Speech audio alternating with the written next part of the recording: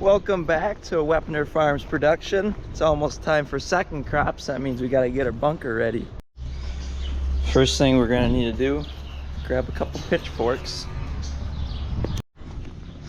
Then we're going to give our pitchforks to little Ricky. Have fun. And while little Ricky enjoys himself pitchforking, I'm going to sit in the payloader. You having fun up there? No, it sucks. Well, that sucks. So the end of this pile has some yucky crap on it, so we gotta shovel this all off, and then we're gonna move this whole pile so that this bunker is empty.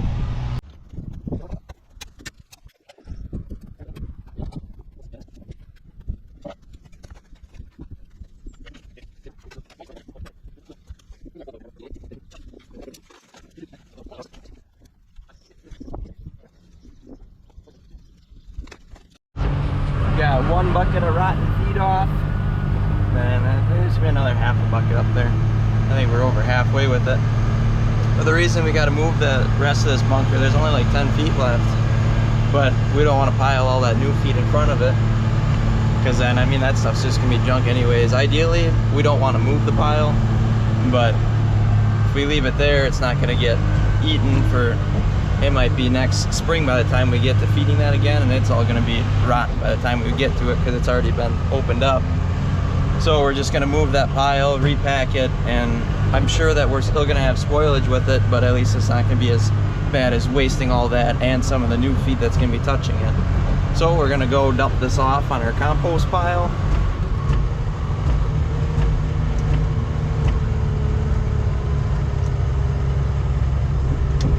The worms will love it.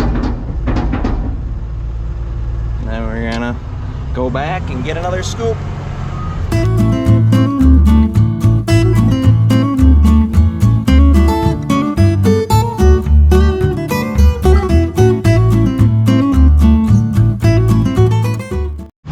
We got about 3/4 of this little pile faced off, and going right now to pick up my first scoop of it.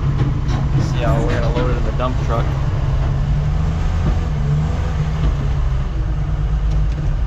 Get a scoop of that stuff, make an absolute mess out of it, because one-handed, it's just how that seems to work. So little Ricky's in the dump truck right now through my dirty window. He's supposed to be backing her up pretty quick here. And then I think we're just gonna go up tight to the wall and try to load that way. Hopefully you don't run into it.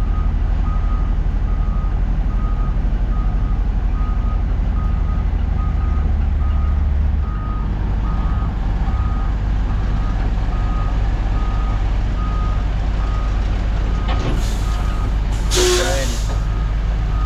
See if we can dump her in.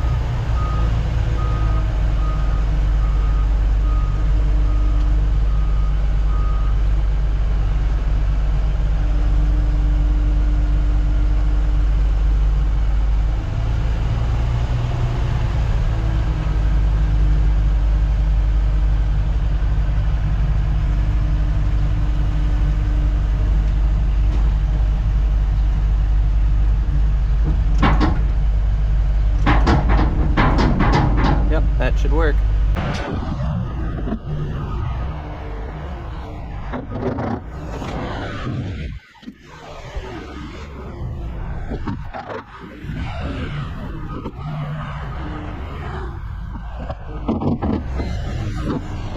First load's loaded. Ricky, you gonna be able to handle this machine? Yep. All right.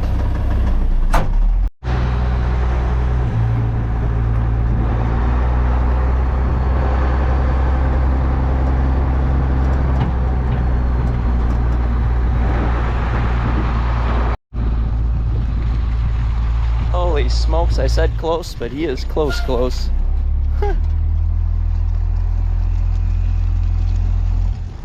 Oh, Jesus. You don't gotta be that close.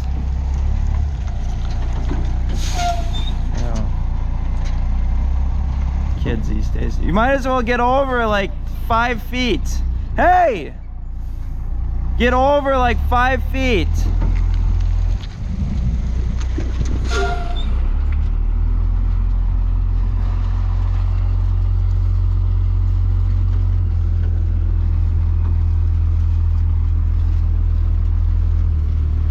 That's good. Dump her off.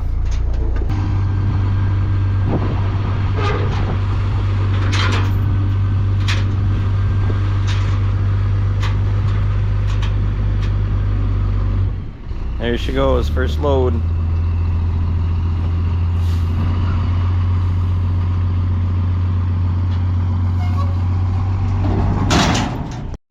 Alright, you be able to handle this without running into the wall again? Yep. Alright, you don't gotta be, I know I said close, but you don't gotta be 2 inches away from it. It was for the YouTube shot. Yeah. Alright, well, I somehow trust little Ricky to load that on his own. I'm gonna go get the blading tractor and I'm gonna start packing that down in there. After I grab a refreshment first. Unfortunately, we're out of Sundrop, so Sundrop should probably send me a case. But we'll drink Mountain Dew for now. Holy mackerel, we're gonna have to unpack the shed. Everything's sitting in the way. Jeepers creepers.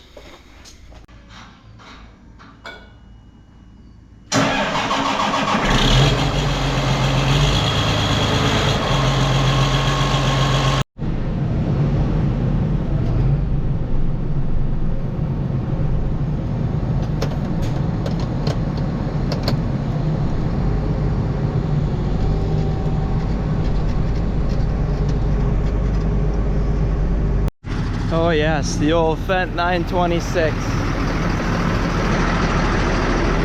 The old girl, she's got hours on her and it shows. But growing up, we've had this tractor almost as long as I can remember. And I always loved this tractor, it's always my favorite. And she might not have AC anymore. Might have some dings and dents.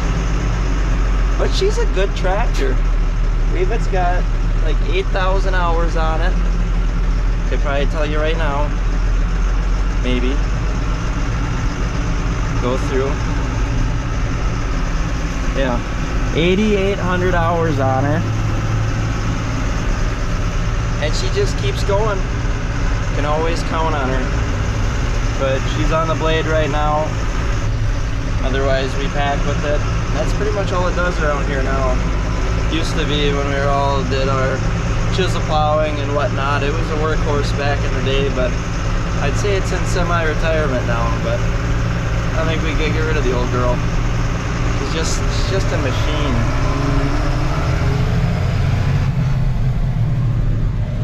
And she's got power, never runs out. I mean, just look at her. She's still a beast. She's just a built unit.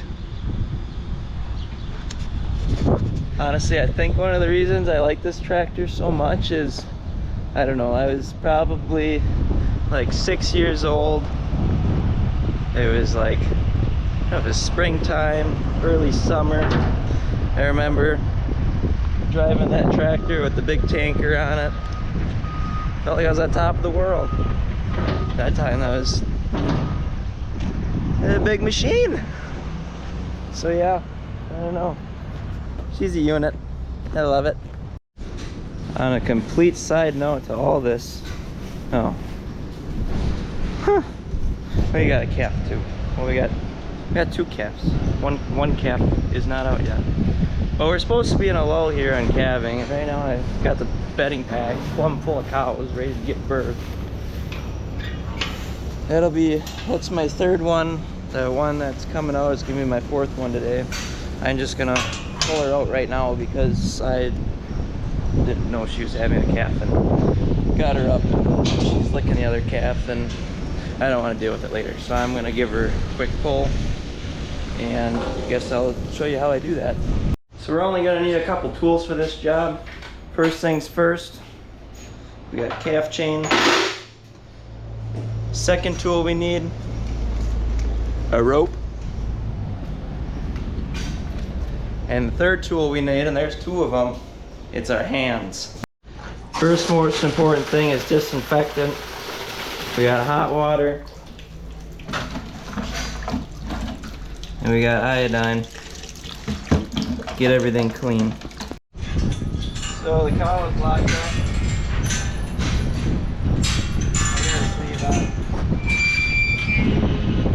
I'm actually gonna raise you guys up just a little bit here, I think. Might be able to see there. First thing I'm gonna do, get cleaned up. Get my hands and arms cleaned up. I got a sleeve on because this rubber or plastic sleeve is gonna be cleaner than my hand.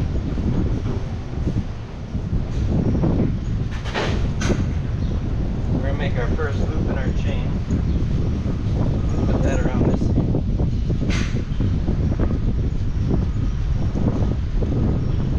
I'm gonna feel the calf.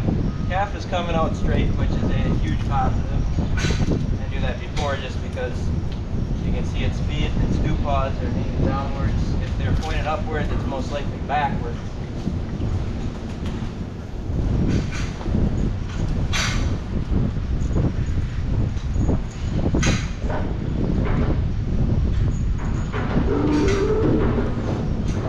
So we got one foot. Make another loop and go for the second.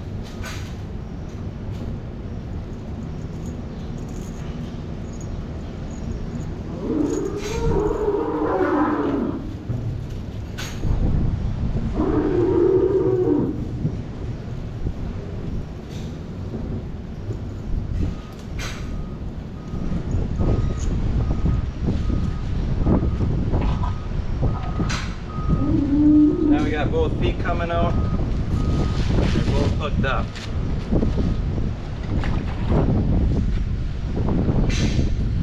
See, I got this rope. I'm gonna use this for more leverage.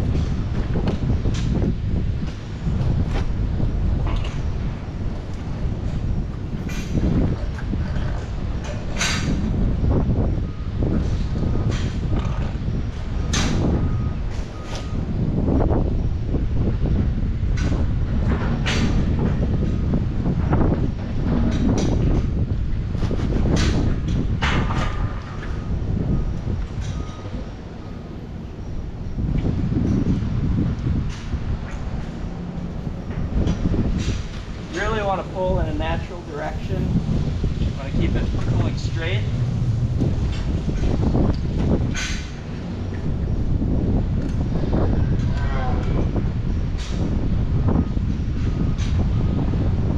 Already got the head out.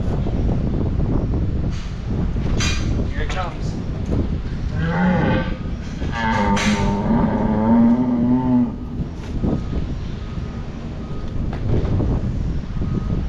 Come on, girl. One more question.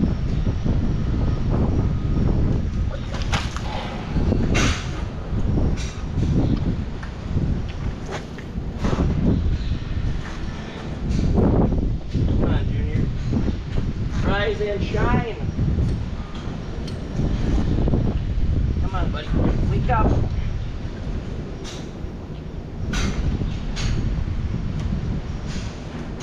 I'm gonna get all the airways cleaned out. Maybe point you down a little bit here. They're already alive here. Well, he was live before, but now he's got his head up.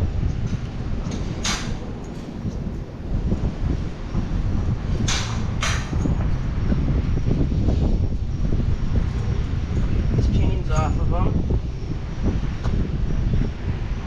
Now's not a bad time. Grab a piece of straw or something, you can tickle their nose. Get them moving around. You can hear him kind of sneeze a little bit. He's reflecting to it. That'll just help them cough or sneeze up any mucus they got in their airway. There you go. What was that, 5 minutes? Not even. What do we got? We got a heifer. Such a cute bugger. Yeah. Now we're all slimy and whatnot. cute little guy. Where did you go? Yeah. I give them, I don't know, anywhere from 10 minutes to 45 minutes. They're usually walking. It's pretty crazy. I got the hot dogs taken care of. Getting extra hot. Left them in the pen so that the apparently really mean cows can go and lick them off and get them cleaned up and dried off.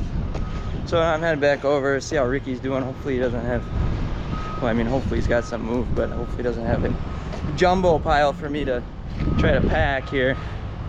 So we'll go check in on that. I gotta admit, looks like he did a pretty nice job. Now I'm pretty much just kind of work it up to the wall, make a little skinny pile out of it so we can get it all packed, and then put a little plastic over her.